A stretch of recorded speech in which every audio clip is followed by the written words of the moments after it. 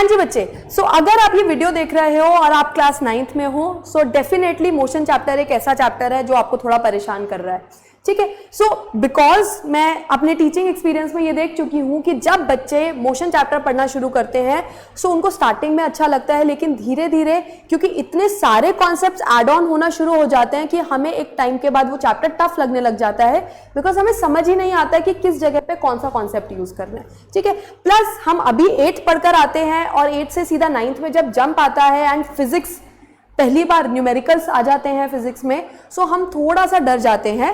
सो इससे पहले कि हम लोग डरें या हम उस चीज को अननेसेसरली अपने लिए एक हवा बना लें, एक मन में डर बना लें कि यार ये तो हमसे नहीं हो सकता, मैंने क्या करा है, मैंने पूरे मोशन चैप्टर को 7 कैटेगरीज में डिवाइड करा है और अगर हम step by step in 7 topics को समझेंगे और प्रैक्टिस करेंगे with numericals, the video that I have made for you is not just concepts, इसके अंदर concepts भी हैं और मैंने हर concept के साथ related आपको numericals और वो questions जो आपके स्कूल के पेपर में आते हैं या आ सकते हैं वो भी साथ में attempt करवाए हैं।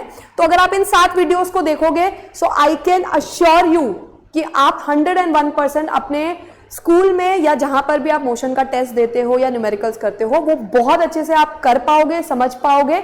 साथ ही साथ एक और चीज है, अगर आपको मोशन चैप्टर अच्छे से आता होगा तो आप आगे के फिजिक्स के जो हमारे टॉपिक्स हैं, आगे के जो हमारे चैप्टर्स हैं, force and law of motion, gravitation, sound, work and energy, इन सब में मोशन का यूज होता है, इन सब में मोशन के न्यूमेरिकल्स का यूज होता है, तो उनमें भी आप कभी भी नहीं डरोगे। ठीक है, so we are not starting just one chapter, we are starting that chapter. ऐसा चैप्टर पढ़ रहे हैं हम जिसको करने के बाद हमारे लिए 9th की पूरी फिजिक्स आसान हो जाएगी।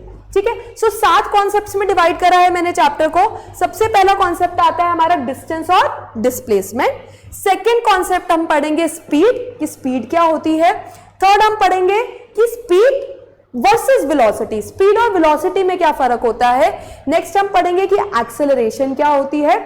जब हम एक्सेलरेशन तक पहुंच जाएंगे तो हम डेफिनेटली इक्वेशन ऑफ मोशन बहुत अच्छे से कर पाएंगे, इजीली कर पाएंगे।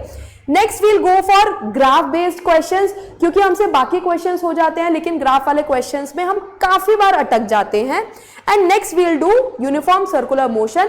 हम सिर्फ कॉन्सेप्ट नहीं समझेंगे, सबके साथ बेस्ड, सबके ऊपर बेस्ड एनसीईआरटी के या इवन जो प्रीवियस ईयर क्वेश्चंस आपके आ चुके हैं वो हम न्यूमेरिकल्स डेफिनेटली साथ साथ प्रैक्टिस करेंगे। ठीक है बच्चे, सो सबसे पहले हमारा टॉपिक था distance, distance versus displacement. Simple भाषा में समझेंगे कि डिस्टेंस और डिस्प्लेसमेंट में क्या फर्क होता है। डिस्टेंस बेसिकली क्या होता है, लेट्स सपोज आप ए पॉइंट से चले,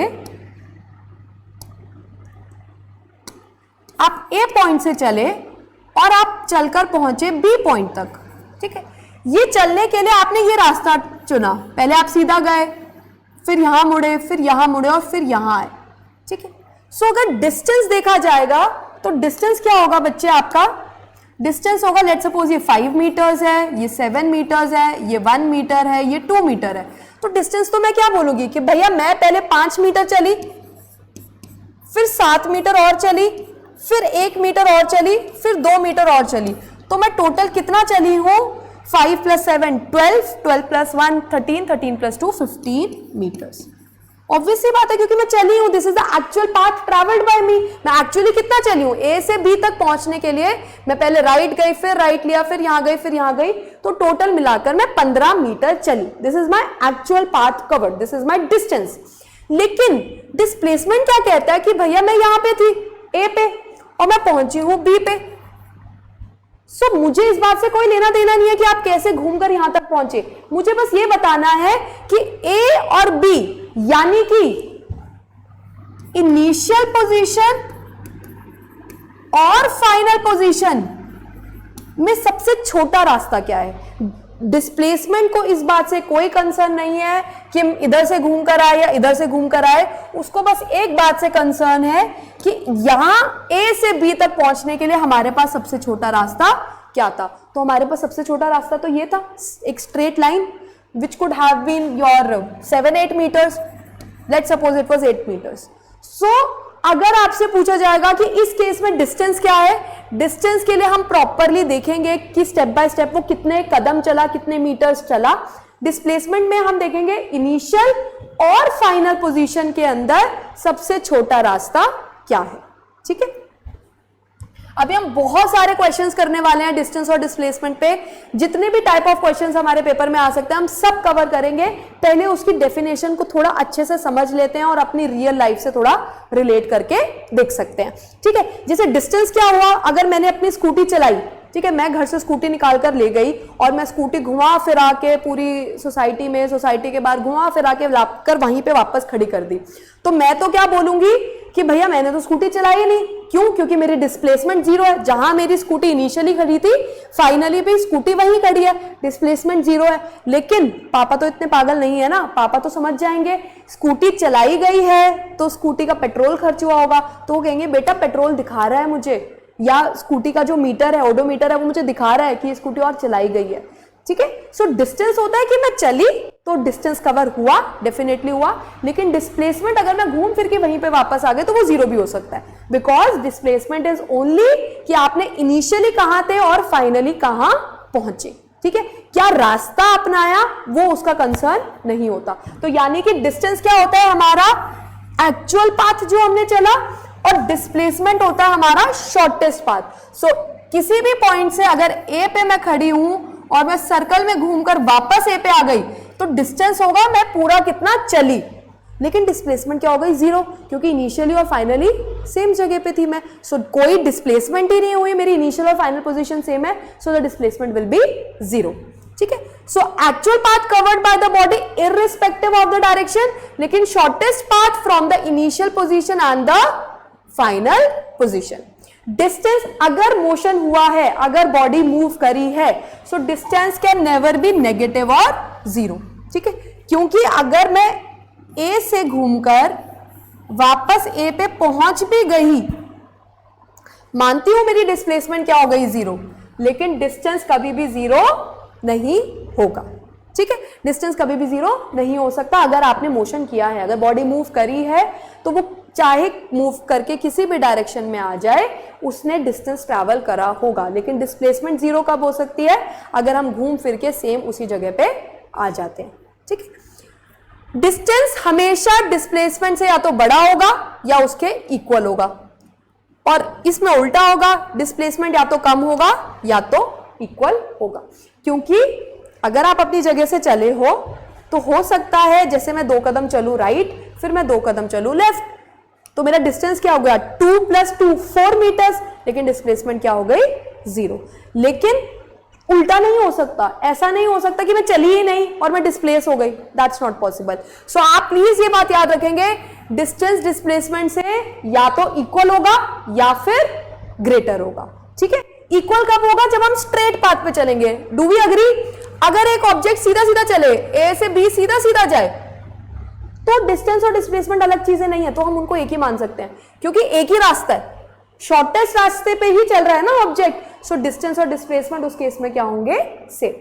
अदरवाइज अगर बंदा इधर उधर से घूम फिर के आता है, राइट लेता है, लेफ्ट लेता है, फिर इधर उधर पहुंचता है, तो डिस्टेंस और डिस्प्लेसमेंट अलग होंगे। लेकिन चाहे जितने भी अलग होंगे, distance will always and always be greater than displacement, या फिर इक्वल अगर कैसा रास्ता है, सीधा रास्ता है, लेस कभी नहीं होगा। ठीक है, ये सब आपसे एमसीक्यू में पूछा जा सकता है, तो प्लीज इसको ध्यान से समझेंगे।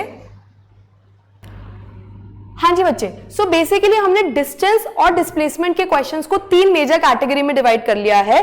ठीक है, सो हम मोशन चैप्टर पढ़ रहे हैं। मोशन में हम सबसे पहले डिस्टेंस और डिस्प्लेसमेंट, इनके ऊपर बेस्ड जो न्यूमेरिकल्स आते हैं वो समझ रहे हैं, एंड उसके अंदर भी हम मेजरली देखेंगे कि डिस्टेंस और डिस्प्लेसमेंट हमारा इन 3 कैटेगरीज में पूछी जाती है। ठीक है, इसके अलावा भी बहुत सारी चीजें बनती हैं, लेकिन इन 3 को हम समझ लेंगे तो हमारे 70-80% अपने आप कवर हो जाएंगे।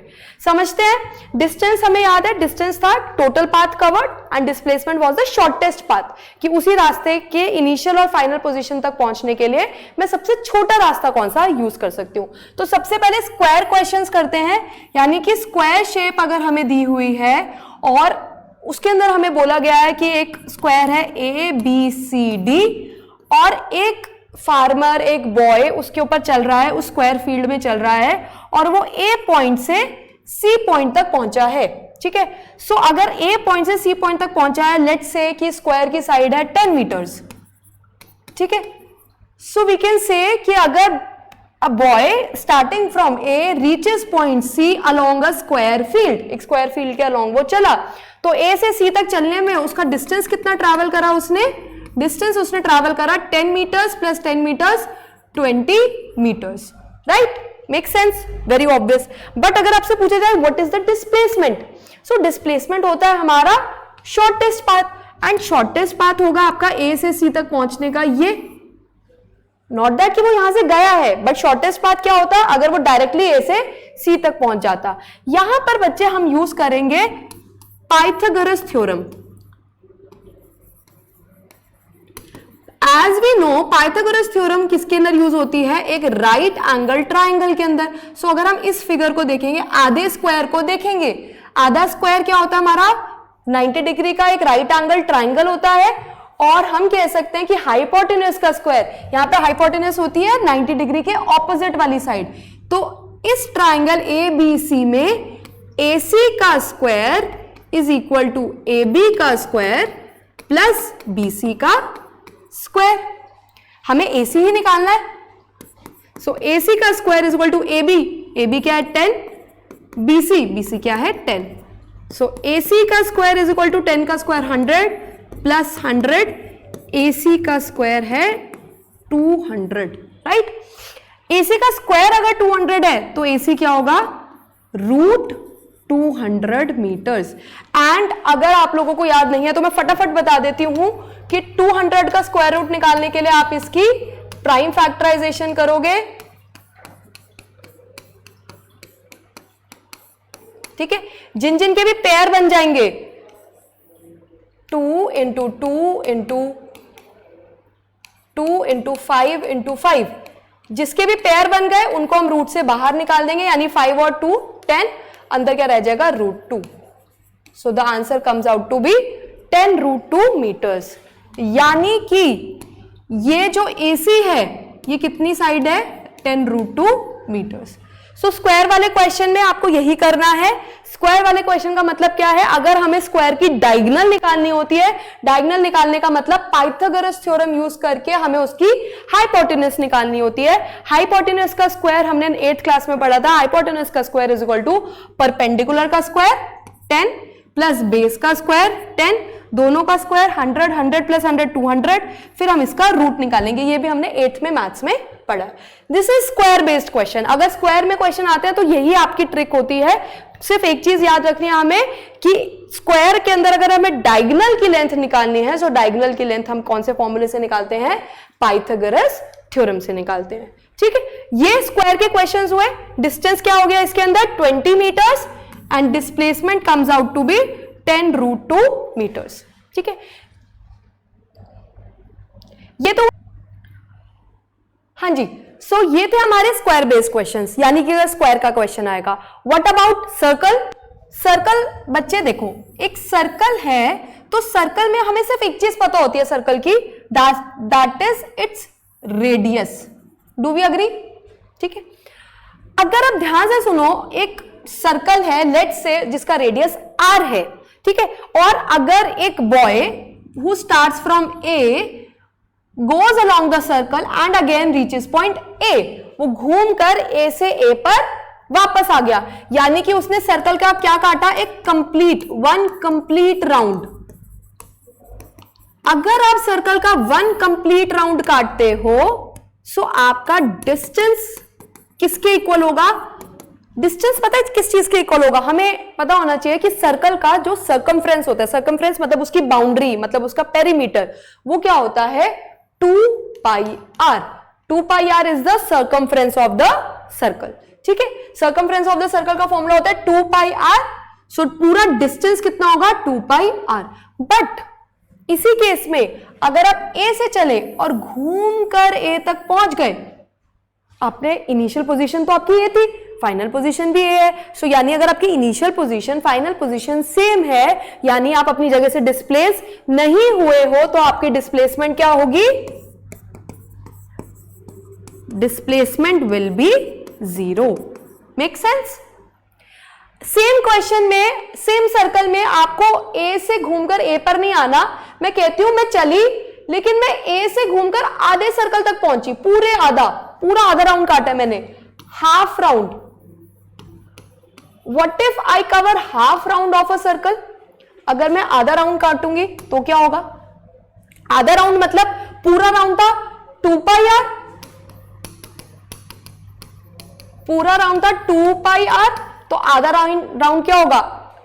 2 पाई आर डिवाइडेड बाय 2, है ना? हाफ हो गया ना, हाफ मतलब 2 से डिवाइड कर देना, यानी डिस्टेंस क्या होगा आपका? पाई आर।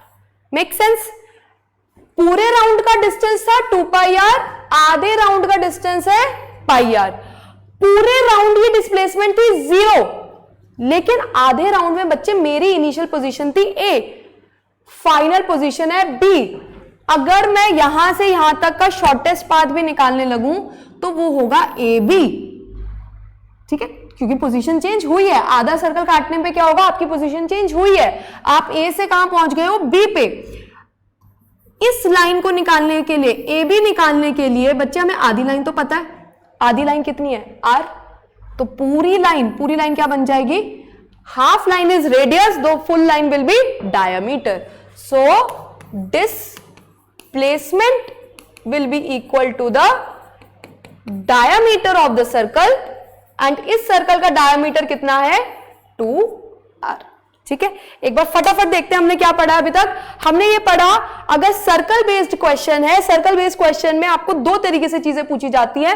एक पूछी जाती है कि अगर आपने सर्कल का पूरा राउंड काटा, और एक पूछी जाती है अगर सर्कल का आधा राउंड काटा। सर्कल का अगर आप पूरा राउंड काटते हो तो पूरा राउंड काटकर घूमकर आप वहीं पे वापस आ जाते हो, तो डिस्प्लेसमेंट हो जाती है 0। लेकिन डिस्टेंस किसके इक्वल होता है? सर्कल के सर्कमफ्रेंस के इक्वल। सर्कल का पूरा सर्कमफ्रेंस 2 पाई आर होता है, तो आधा सर्कमफ्रेंस क्या होगा? Pi r. तो हाफ राउंड के केस में distance will be pi r, लेकिन डिस्प्लेसमेंट क्या होगी?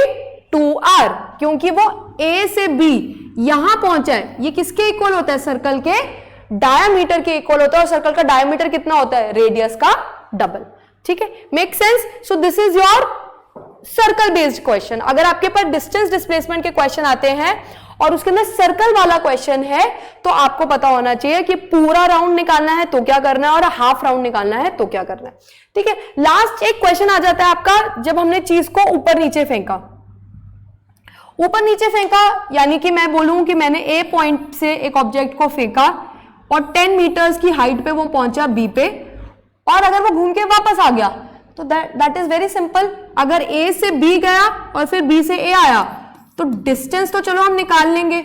हमने बोला था ये 10 मीटर्स है, तो डिस्टेंस क्या होगा? 10 + 10, 10 जाना और 10 वापस आना, तो डिस्टेंस तो क्या हो जाएगा हमारा? 20 मीटर्स। लेकिन डिस्प्लेसमेंट क्या होगी? डिस्प्लेसमेंट विल बी 0, क्योंकि जहां से चला वहीं वापस आ गया, तो डिस्प्लेसमेंट क्या हो जाएगी? 0। सो ये 3 कैटेगरी के क्वेश्चंस हम एक बार क्वेश्चंस करने से पहले समझ लेते हैं, तो हमारे माइंड में बहुत क्लियर होगा कि डिस्टेंस और डिस्प्लेसमेंट में ये फर्क होता है, और अलग अलग कैटेगरी में ये क्वेश्चंस आ सकते हैं।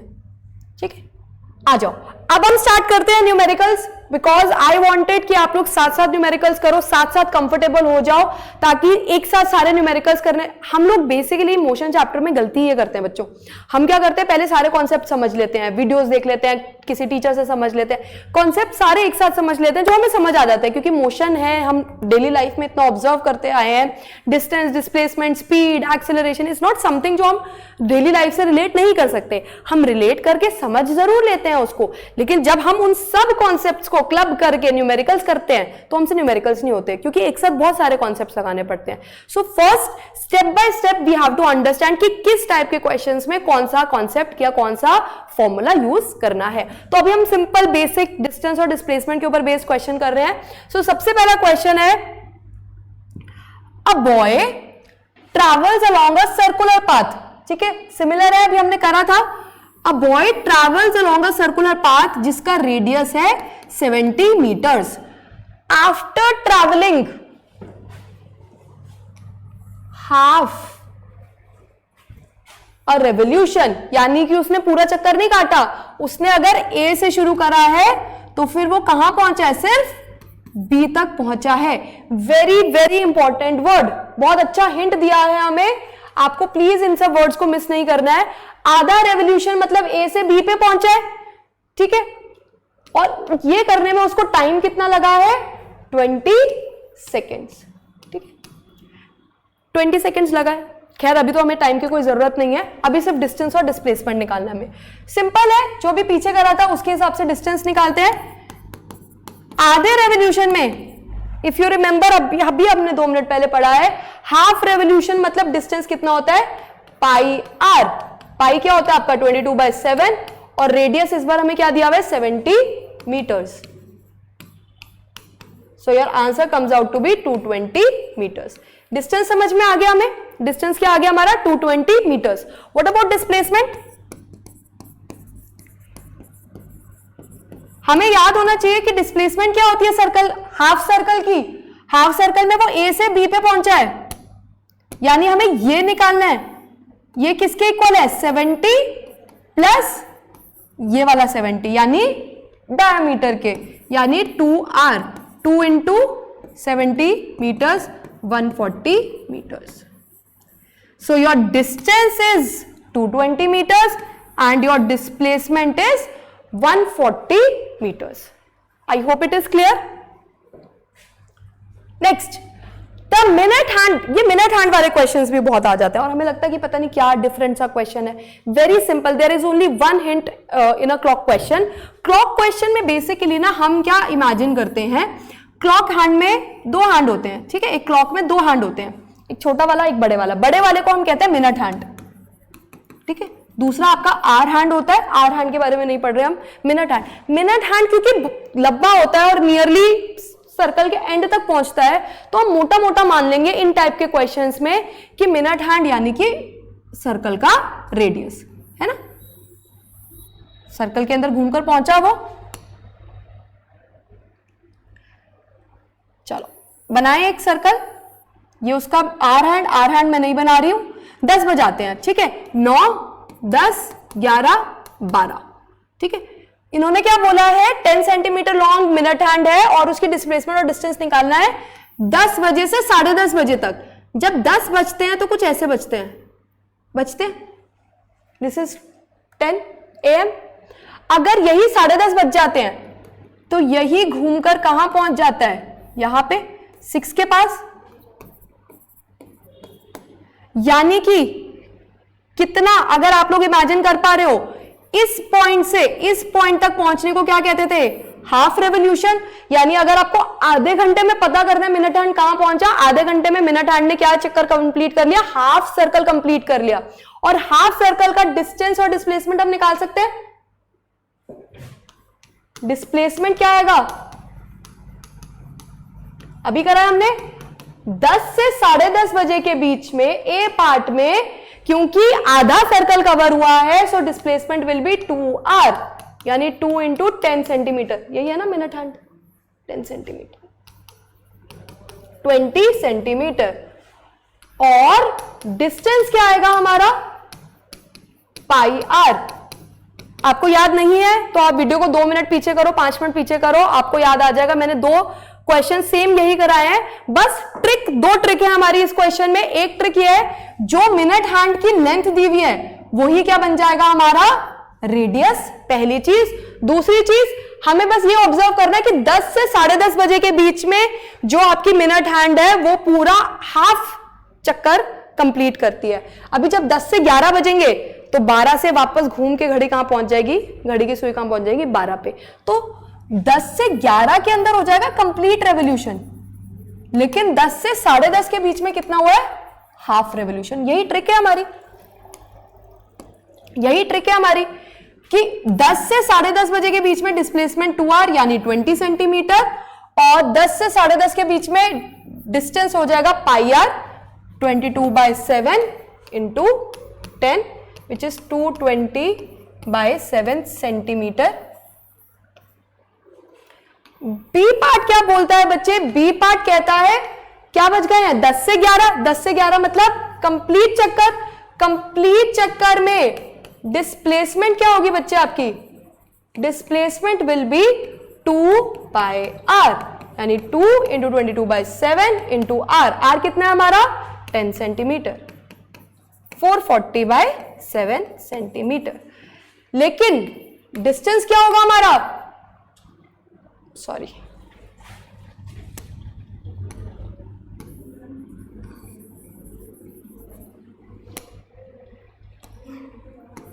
दिस वॉज योर डिस्टेंस, ठीक है।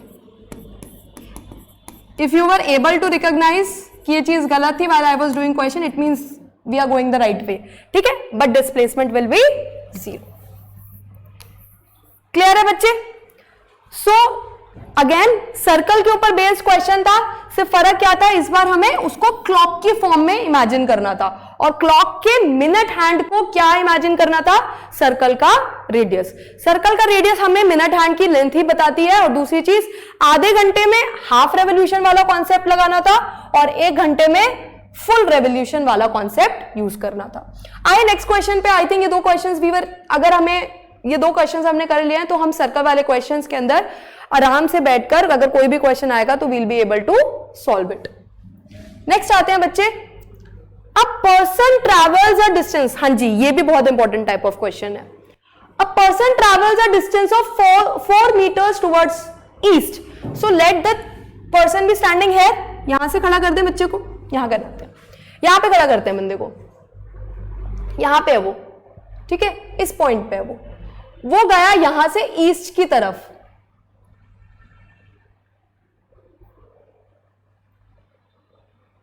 वो गया यहां से ईस्ट की तरफ, ठीक है। यहां पे खड़ा था वो ए पॉइंट पे, कितना चला ईस्ट की तरफ, 4 मीटर्स, 4 मीटर्स चला ईस्ट की तरफ, ये हो गया 4 मीटर्स, ठीक है। आप मैप बनाओगे, यही इसी साइड बनाते हो ना ईस्ट, ठीक है, 4 मीटर टुवर्ड्स द ईस्ट। यहां से देखो ऐसे चल रहा था वो, ऐसे ऐसे चल रहा था, यहां से वो लेफ्ट टर्न होके किसकी तरफ जाना शुरू हो गया, नॉर्थ की तरफ, ठीक है। So if I am standing here and I move towards east, then मैं यहां से लेफ्ट की तरफ मुड़ गई, लेफ्ट की तरफ मुड़ गई, यानी कि मैं किस तरफ जाने लग गई, नॉर्थ की तरफ जाने लग गई, और नॉर्थ में मैं पहुंची 3 मीटर्स नॉर्थ, ठीक है। जब भी ऐसा क्वेश्चन होगा तो हम इमेजिन करेंगे जब वो ऐसे गया और सीधा यहां से मुड़ा, सो इनके बीच में ऑटोमेटिकली हम एंगल क्या लेंगे, 90 डिग्री। अब हमें क्या निकालना होगा, डिस्टेंस और डिस्प्लेसमेंट। सबसे पहले ए पार्ट करते हैं, डिस्टेंस। बच्चे डिस्टेंस क्या होगा आपका, डिस्टेंस होगा कि वो कितना चला, कितना चला है, पहले 4 मीटर इधर चला, फिर 3 मीटर इधर चला, तो डिस्टेंस क्या होगा, 4 + 3 7 मीटर्स। बट आपसे पूछा जा रहा है बी पार्ट में कि what will be the displacement, displacement कितनी होगी, what will be the displacement. Displacement निकालने के लिए ये स्क्वायर वाले क्वेश्चन में जो कॉन्सेप्ट यूज किया था वो यूज करना है हमें। क्या दिख रहा है हमें एक 90 डिग्री का एंगल दिख रहा है, और अगर मैं इसको बोलूं ए, इसको बोलूं बी, इसको बोलूं सी, तो डिस्प्लेसमेंट होगी AC। और AC निकालने के लिए मुझे क्या यूज करनी पड़ेगी, to find AC we have to use Pythagoras theorem. Pythagoras theorem क्या कहती है, AC का स्क्वायर इक्वल्स AB का स्क्वायर प्लस BC का स्क्वायर। यानी कि ये लाइन निकालने के लिए मुझे इसका स्क्वायर भी करना पड़ेगा, AB का स्क्वायर विच इज 4, और BC का स्क्वायर भी करना पड़ेगा 3, तो 4 का स्क्वायर प्लस 3 का स्क्वायर 9। यानी कि बच्चे मुझे ये पता चल गया कि AC का स्क्वायर होता है 25। अगर AC का स्क्वायर 25 है तो AC होगा आपका √25, और 25 का रूट क्या होता है, 5 metres.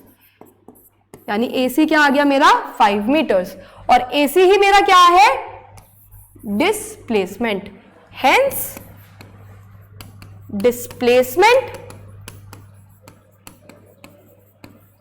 Is equal to 5 meters, ठीक है। सो डिस्प्लेसमेंट कैसे आ गया, क्योंकि हमें क्या निकालना पड़ा, AC।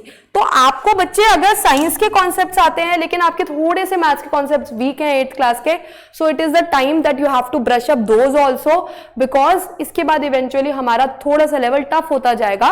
सो इट्स बेटर कि आप अपने साथ साथ पुराने कॉन्सेप्ट्स भी क्लियर कर लो, ठीक है। आई थिंक अगर हमें स्क्वायर वाला क्वेश्चन समझ में आया था तो ये बिल्कुल सिमिलर क्वेश्चन है, बस पाइथागोरस थ्योरम ही लगानी है दोनों के अंदर, ठीक है। This will be able to do again very very very important questions. I have selected all those questions जो आपके पेपर में आने के चांसेस बहुत ज्यादा होते हैं, जो इतने सालों से हर स्कूल के पेपर में आते रहे हैं, ठीक है। अब आ जाओ, ये वो तीसरी कैटेगरी का क्वेश्चन है जब एक चीज ऊपर जा रही है और एक चीज नीचे आ रही है। Suppose a ball is thrown vertically upward from a position P, ठीक है। ये P पोजीशन पे एक बॉल रखी थी, उसको हमने ऊपर की तरफ फेंका, is thrown vertically upwards from position P above the ground, it rises to the highest point, सबसे ऊपर पहुंची, Q की तरफ पहुंची, एंड ऊपर जाकर वो थ्रोअर के पास वापस आ गई, उसी रास्ते से वापस आ गई।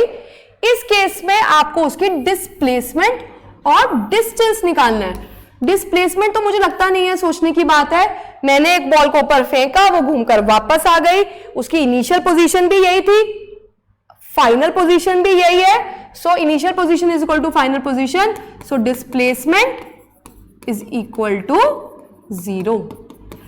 अब आपसे पूछा गया है डिस्टेंस। बच्चे ऐसे क्वेश्चन में जिसमें हमें कोई वैल्यू नहीं दी हुई है लेकिन डिस्टेंस निकालना है, तो आप सिंपल बोलोगे, जब बॉल नीचे से P से Q तक गई तो हम कहेंगे उसने कितना चला, PQ, और जब Q से P तक आई तो वापस कितना चला, QP बोल दो या PQ बोल दो, एक ही बात है, PQ बोलेंगे बेटर लगेगा, ठीक है। तो कितना चली, 2PQ, यानी PQ की जितनी भी लेंथ होती, यानी अगर मैं बोलती कि ये हाइट 5 मीटर्स है तो डिस्प्लेसमेंट होती 0, डिस्टेंस होती 5 इंटू 2 10। अगर मैं बोलूं ये हाइट 100 मीटर्स है तो अगर मैं 100 ऊपर जाऊं 100 नीचे आऊं तो डिस्प्लेसमेंट होगी 0, लेकिन डिस्टेंस कितना होगा, 100 प्लस 100 200, ठीक है। सो आपको इसको PQ के टर्म्स में लिखना है, इसमें ज्यादा कंफ्यूज नहीं होना, ऐसे क्वेश्चन में आपको इतना ही आंसर लिखकर छोड़ देना है, ठीक है। सो समझ में आया डिस्टेंस और डिस्प्लेसमेंट क्या है। नेक्स्ट एक क्वेश्चन और करते हैं हम, MCQ बेस्ड है वो। A body thrown vertically upwards reaches a maximum height h. It then returns to the ground. फेंका गया, वापस आ गई, डिस्टेंस और डिस्प्लेसमेंट निकालना है। दो बातें याद रखनी है बच्चे, देखो प्लीज ये याद रखना कि पहले डिस्टेंस पूछा गया है, बाद में डिस्प्लेसमेंट। अगर हम पिछले क्वेश्चन को करते हुए ही क्वेश्चन पे आते तो आप उल्टा भी कर सकते थे, क्योंकि पिछले क्वेश्चन में पहले डिस्प्लेसमेंट पूछा गया था, बाद में डिस्टेंस पूछा गया था, लेकिन ये MCQ क्वेश्चन है। सो जिस सीक्वेंस में क्वेश्चन पूछा गया है इंश्योर करना आंसर भी उसी सीक्वेंस में हो, सीक्वेंस रिवर्स हो गया नंबर गलत हो जाएंगे आपके, ठीक है। सो सबसे पहले पूछा गया डिस्टेंस। डिस्टेंस क्या होगा बच्चे आपका, 2h, और डिस्प्लेसमेंट क्या होगी, 0। ये दोनों ही सही है। अगर ऊपर जाने का डिस्टेंस h तो नीचे आने का भी h, अभी हमने पढ़ा था, आंसर क्या आ जाएगा, 2h। यहां पे क्या था, 2PQ, यहां पे क्या है, 2h, और डिस्प्लेसमेंट यहां पे भी क्या थी, 0, यहां पे भी क्या आएगी, 0। So your answer is A part, 2h, 0, ठीक है। So these are certain kind of questions that can be asked in your exam. These are certain type of questions that can be asked in your exam. ये हमारा पहला category है questions की, distance और displacement. Next video will be on speed. Next video में हम speed के questions करेंगे। अभी के लिए आप डिस्टेंस और डिस्प्लेसमेंट के क्वेश्चंस अपने आप प्रैक्टिस कर सकते हो।